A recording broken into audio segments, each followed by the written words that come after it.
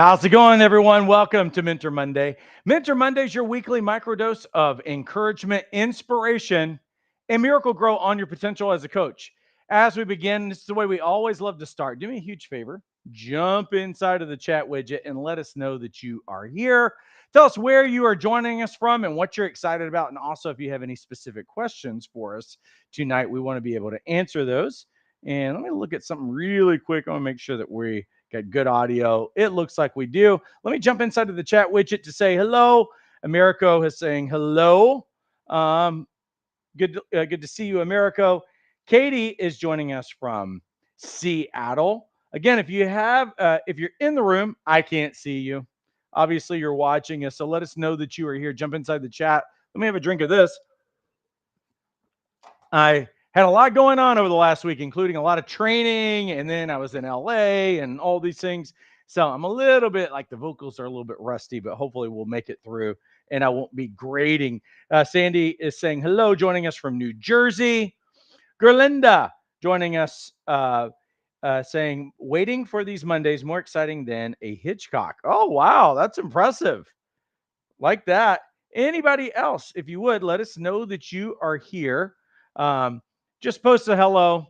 Tell us where you are joining us from. Tonight, we're continuing our procrastination series. We're not procrastinating, we're going through every week of it.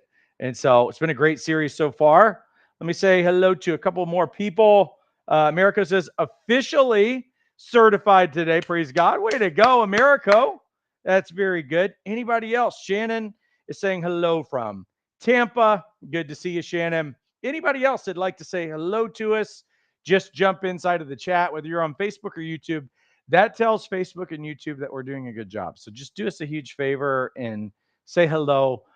Also, do me a huge favor as well. Like this post and share it. What that always does is it tells Facebook and YouTube that we're doing a good job. Because if you've ever been with us on a Monday night, you know we don't do fluffy stuff. We're always trying to build your coaching skill, and we're also helping you build thriving coaching practices. And over the last few weeks, we've been specifically sharpening coaching skills around procrastination. Um, there's Clean Music saying hello. Yeah, congrats to Americo knocking out that certification. We'll keep those comments going in. Also want to let you know about something really important that's coming up June 21st through the 23rd that is going to be our next weekend boot camp. So for those of you who have been procrastinating about getting started as a coach, knocking out your certification, one of the easiest ways to not just cope or manage, but to overcome procrastination is to actually set a deadline, put it in writing, get it done, get enrolled tonight. There's a link inside of the description. You can either get enrolled in Jumpstart and be a part of Bootcamp Weekend, or just get enrolled in Bootcamp Weekend. It's our 3-day certification weekend. Friday night, all day Saturday, all day Sunday. You knock all of your training out.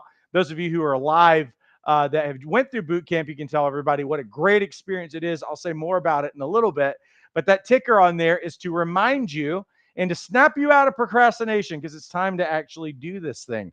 And the easiest way to do it is have a deadline. We start on Friday, you get all of your training knocked out, and then you're done by that Sunday afternoon. So let me say hello to a couple more people really quick. It is Mike and Marcia in Brooklyn. Good to see you. America says, I have been promoting the boot camp to everyone. Good stuff. I'll leave that on there, though. And if you would, Gerlinda says, regarding boot camp, I love the practice sessions. Yes, it's one of the, and I'll say more about that in a little bit. So we are in week 5, I believe, of our, I think it's actually going to be a 7-week series, because I did an intro to the procrastination types in the first week. But there are 6 procrastination types. And so what we've done is that we've gone through all of them up to now. Where we are today is defiers. And you're kind of like, that's the thing about it. It's like, defier. What does that mean? Well, it means what it sounds like. Means that we actually have one of the reasons, because a lot of people have different ideas about procrastination and why people do it. And the interesting thing is that not everybody is procrastinating for the same reasons. And you might have a couple of a couple of characteristics about you and the way that you procrastinate. It's really important to know what kind of a procrastinator that you actually are, because it varies. We don't want to try to solve the wrong problem. We want to try to solve the right problem. And then what you do is that you partner with the type of person that you are so that you get breakthrough. This is what this series has been about. Now, the interesting thing is that there are some procrastinator types that are actually defiers. And so we gave you a big definition of that in the very first week, but we're going to give you a definition of that again. The defier is a rebel. Imagine the situation. Your boss has given you a boring, mundane, or just downright stupid task to do. And you think it's not worthwhile. You're angry, maybe resentful, so you delay. You put off doing it to do other tasks you think are more important. The typical belief underlying the defier's feelings of frustration and rebellious behavior is anger. And underlying this anger is the belief I shouldn't have to do it. Now, there's probably nobody tonight or who will watch this in the future. It's raising their hand and they're like, that is me. I'm a defier, because you're kind of like, well, I'm not angry. I'm not these things, because no one wants to think of us in those kinds of ways. No one wants to think of themselves necessarily as a rebellious type. So let me give you an example that you might be able to understand. You might be able to grasp. Um, we have an 11-year-old, and she's a real dominant personality. She wants things done. When she wants them done, she's a leader. There's all of these amazing things about her. The interesting thing about the way that she gets things done is she wants things done for her immediately, and she doesn't have a whole lot of tolerance for things out there. She's not spoiled, but there's just a leadership personality about her, of like, she's used to leading people and not just dominating people, but she gets things done. The interesting thing about her as well is that she has these characteristics about the things that she likes to do, and kind of looks like a dreamer in many cases. Dreamers who have a big picture of things that they want to do, big things that draw them in, and everything else. So she's kind of a dreamer. She's a real achiever, all of these other kinds of things. School is never actually a problem for her. When she gets things done, though, is a problem. Now, a lot of times, procrastinators will wait to the last minute to get certain kinds of things done. That's pretty typical about procrastination. You put it off until you can't put it off anymore. And I might make her fall under some of these other procrastination types, except there are certain kinds of things that she seems to procrastinate the most on. I'll give you an example of that. If my daughter right now, she's coming up on her 12th birthday, and she's been dragging around this old smartphone forever. It's bad.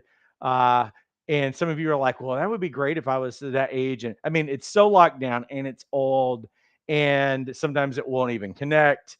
But she's utilized this phone and all these other things. So, one of the big things for her 12th birthday is to actually get a real phone. Well, she's trying to move up the deadline on that to us because her phone's really crapped out. And honestly, we can't call her at times and different things. So she's got a point there. Well, right now, if you were to see her room, it is a disaster. But she's continued to move this schedule up of trying to get this phone that actually works and everything else. And she's always in this process of negotiating with her parents for various things.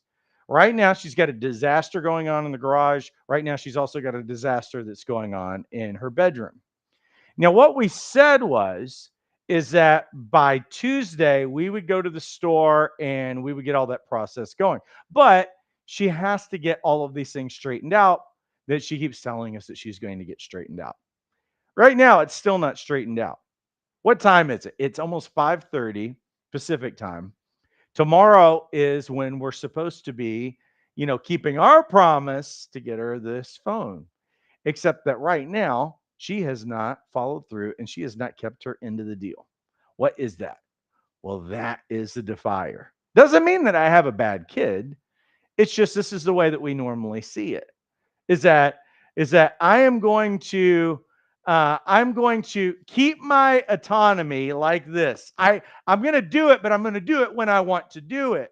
And I don't like actually feeling the control over me or feeling the stuff that I don't really want. Why is this important?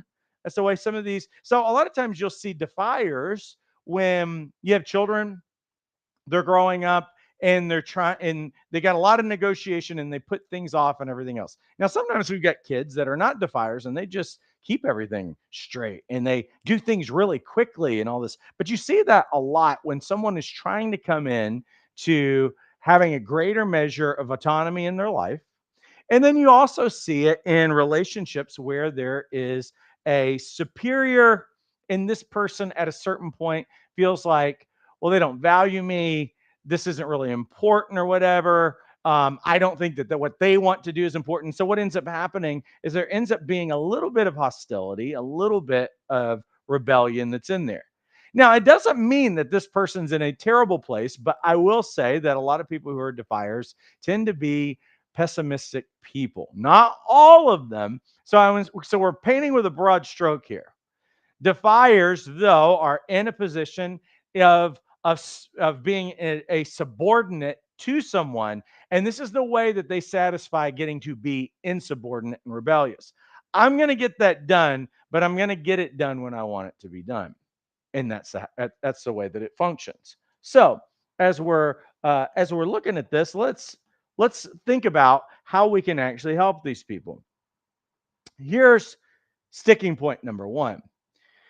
Defiers, generally speaking, see life in terms of what others expect or require them to do, um, and and at the cost of what they believe that they would want to do. And so, how do you fix this sticking point? If they see life in terms of what others expect, what others require them to do, in opposition to what they would want to do, well, how do you actually deal with that? Well, here's the first thing. The first thing that we have to do is that we need to help them make a shift. And how they're going to make a shift first is to reframe requests that people ask of them as choices. What we want to do is help clients see tasks as requests rather than demands. It's really important because if you think that somebody's demanding something of you and that is the lens by which you see things, I don't blame people if they feel powerless all the time. I don't blame people if they feel like if they feel like that if you feel powerless, you know what? That's probably kind of a natural response in terms of people want autonomy. We teach about this inside of the life coach certification course and in boot camp and everything else. A key motivator for people is that they actually have autonomy. So I understand when you don't have autonomy or you feel like you don't have autonomy, is that there's something in you that wants to be rebellious and wants to do kind of your own thing. I mean, that's also what we coach people on. We want to give people permission to do things. But here's the thing. You're always going to be answering to someone, you know? Now, I know that a lot of people would like to think, well, I want to be my own boss and I'll answer to myself. Not so fast. I have been my own boss for quite a while now. Do you think that I only answer to myself? That's a myth. I answer to a lot of people as my own boss. I answer to the state of California because that's where my business is situated, right? I answer to the IRS. I answer to a lot of other kinds of things. I answer to our customers, right? I answer to clients. I answer to any kind of a person that I need services from, and we have a mutual agreement on some of these things. There's a lot that's going on. I answer, but you know why? Because I can't just not do these things. So there is always, like, to my tax person, there are things that I have to prepare and I have to get done. I have to have things in order, otherwise other people are confused. I can't task everybody with everything that I do. So it's actually a myth that that we are not subordinate to anyone. It's just a different form of subordination that we're going to have. Now, I can view that however I want. I do not want to. I'll agree with people. I never want to be under or subordinate to someone who owns their own business and be making a fraction of what I make for the same amount of work. And that I put in extraordinary hours to help somebody else. You get to choose where you serve, essentially. And you can either serve someone and get paid as an employee, and there's certain amount of stresses that that person deals with that you don't have to, but maybe you have a direct report. Maybe you have somebody that you're always going to be answering to someone, right? It is a myth that you're not answering to no one. So what we have to do is that we have to help our clients with this, because we want to empower them to feel more in control and less resistant. And how we do that is to help them see that what they've got to get done is a request rather than a demand. So here's some coaching questions that you can actually ask to help these people. Coaching question one: how can you reframe this expectation from others as a request rather than a demand? The interesting thing is that you got work to do, you got a job to do. If I'm in an adversarial role with, if I have that relationship, I should say adversarial relationship with someone who is my boss or who is the person that I'm reporting to, that's not serving anybody. If I feel like people who are just doing their job, and this is one of the things that happen, when people call to collect money for things that needs to have payment, if something happens with state or local government, if somebody goes to the DMV to get something done, you notice how people get heated and get bent out of shape immediately when they request more information. Well, I really need to see your driver's license. I need to have this paperwork in order to be able to process what your request is at the DMV. And how heated people get because they show up believing that this person doesn't want to serve them, and they show up in a position of that this person's their nemesis. That's their adversary.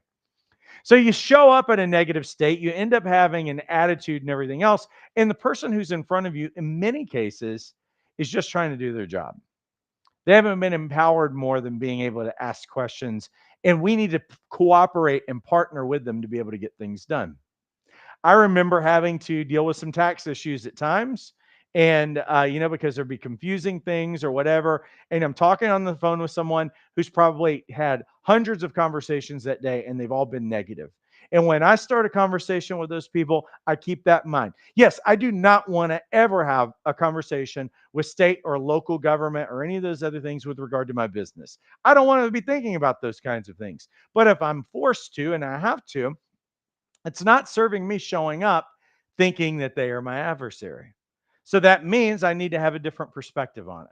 So when I get on the phone, I'm like, hey, I'm going to be your best customer all day. I'm going to be your best. I'll tell them on the front end. I know you've got a lot that you got to do in your job. Tell me how I can make this easier and the best experience that I can partner with you and cooperate with you so that we can walk away with a win and do this as quickly as possible. What can I do? And when you show up that way, it's so different. So this is one of the things is that we can look at things as requests or we can look at them as demands. What would it look like to approach this task as a personal choice rather than an obligation? Question three: what are some benefits of completing this task on your terms?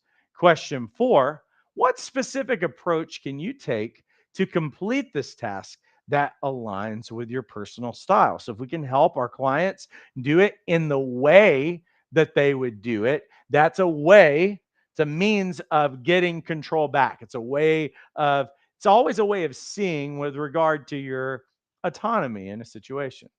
All right, here's sticking point number two.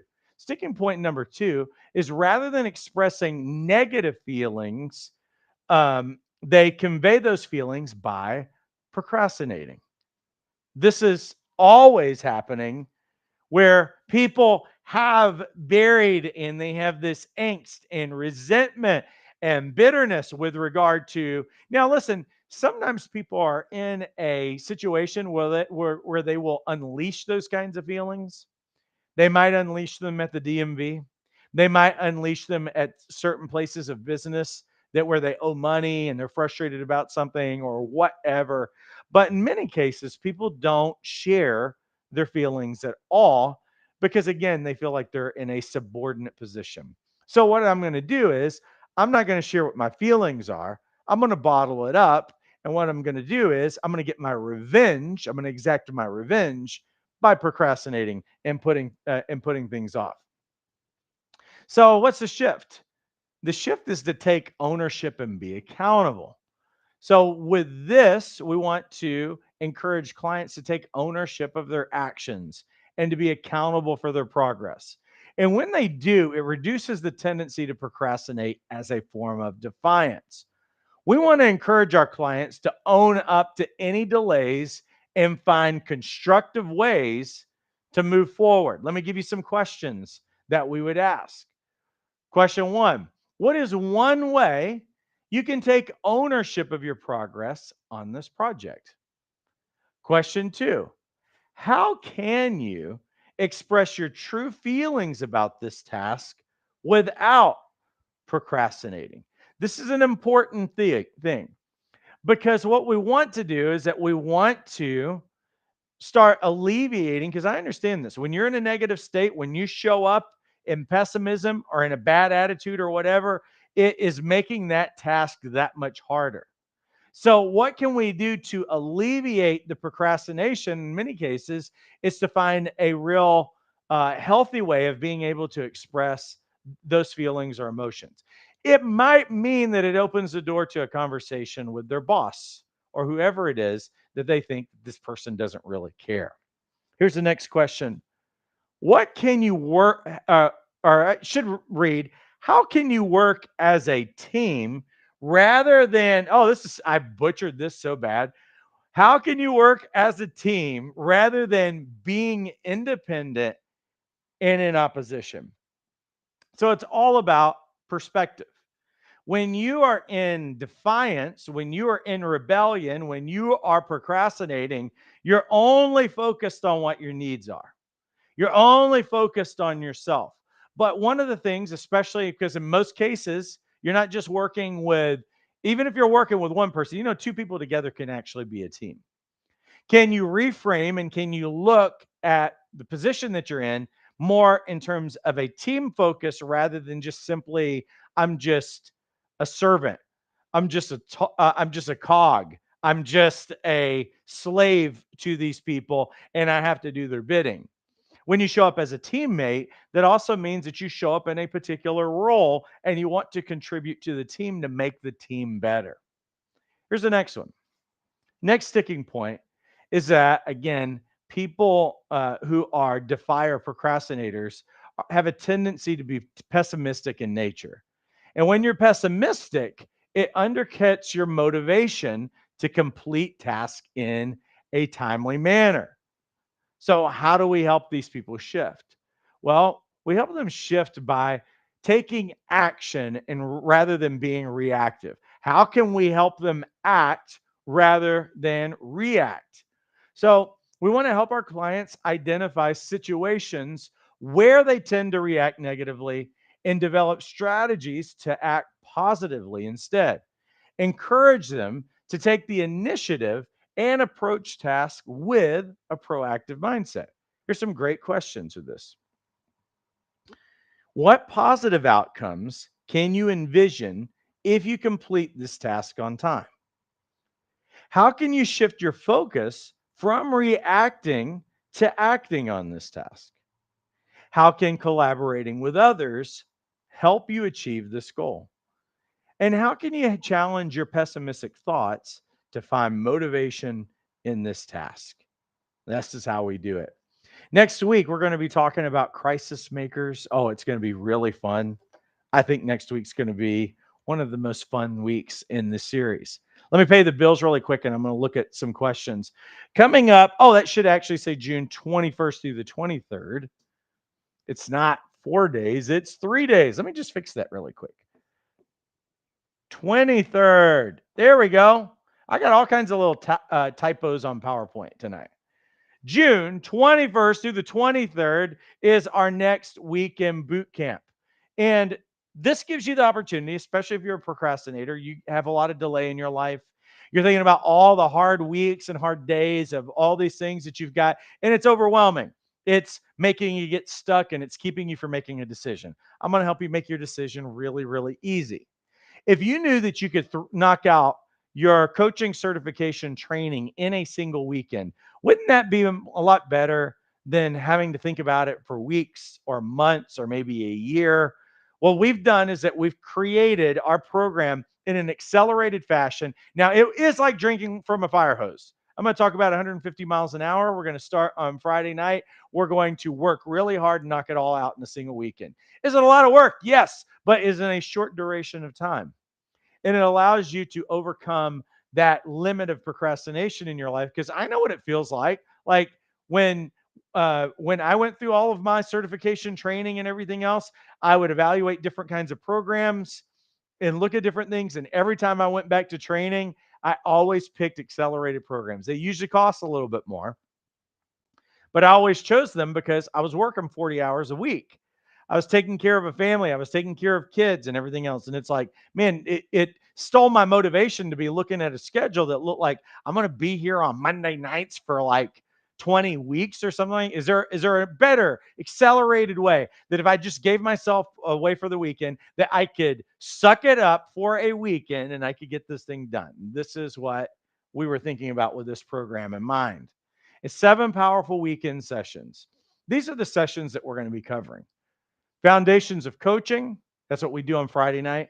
Saturday morning, we start with the anatomy of a dynamic coaching session, how to help your clients get extraordinary results. We have 2 sessions on how to listen on a transformational level. We also start Sunday with how to ask powerful questions, how to establish a growing coaching practice.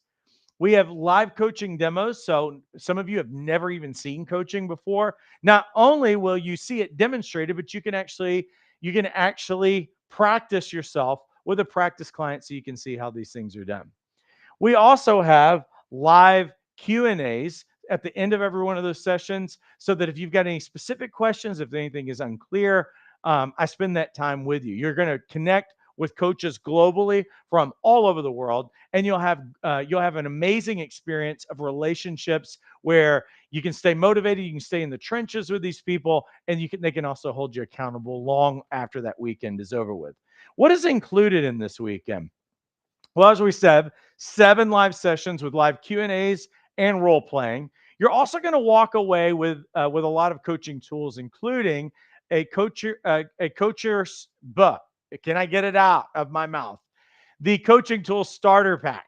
You're also going to walk away with question samples. We also include downloadable templates that are fully editable in Canva for coaching agreement and intake and all of those things. Yes, you will earn your life coach certification. You will get a certificate. You will also get HD replays and handouts. You'll also be invited to Tuesday night training live, and you will get free audits for life.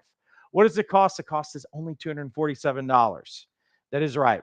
$3,500 value for only $247. We do have payment plans that are as low as $47 a month.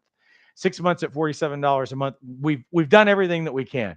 We've made it affordable. We've also crammed all of this into a weekend. I understand what it's like to be working 40 hours a week. And when are you going to make this thing happen?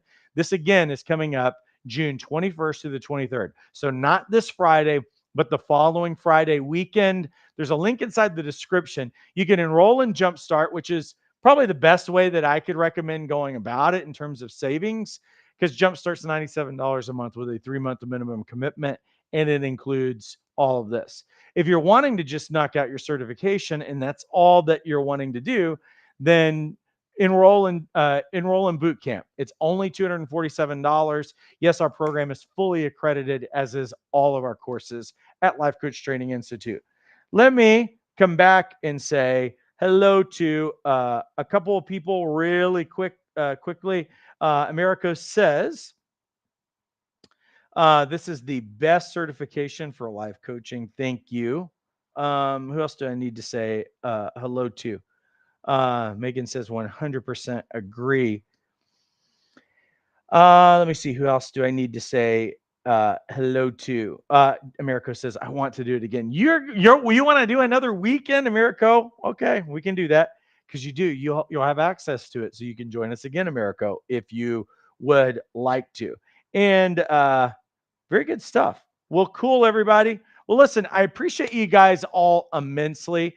Tonight, we're making it pretty brief compared to most weeks that are in here.